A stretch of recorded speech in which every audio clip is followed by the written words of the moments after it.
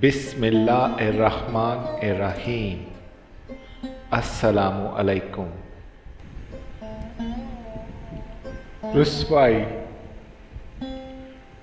एक शख्स हज़रत दाऊद की खिदमत में हाजिर हुआ और कहा, फ़लाँ सूफ़ी को देख कर आ रहा हूँ, नशे से मदहोश पड़ा है और जिस्म के कपड़े गारे से लुथड़े हुए हैं और कुत्ते इसके गिर्द जमा हैं। हज़रत दाऊद इसकी बातें सुनकर रंजीदा हुए और फरमाया कि दोस्त, आज ही के दिन काम आता है।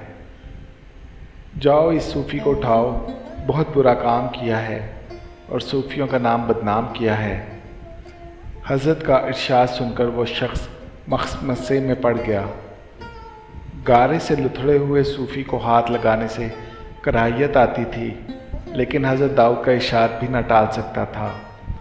आखिर सूफ़ी को कंधे पर लादा बाज़ार से गुज़रा तो सारा शहर इस पर उमड़ पड़ा।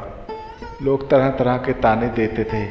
कोई कहता, ज़रा इस दरवेश को देखो, इसके तकवा, पारसाई और दीनदारी का क्या कहना। कोई कहता, शराब पिया, एक मदहोश है और दूसरा नीम बेहोश। जितने मुँह इतनी बातें। वो शख्स लोगों के ताने सुनता था और खून के घूंट पीता था। खुदा खुदा करके इस सूफ़ी को घर पहुंचाया और ख़ुद लोगों से मुंह छुपाए अपने घर आ गया।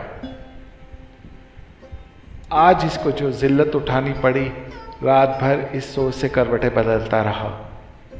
अगले दिन हज़रत दाऊद की खिदमत में हाजिर हुआ तो उन्होंने हंस कर फरमाया, गली कूचे में भाई की आबरूरेज़ी ना करो, वरना ज़माना शहर में तेरी आबरूरेज़ी करेगा।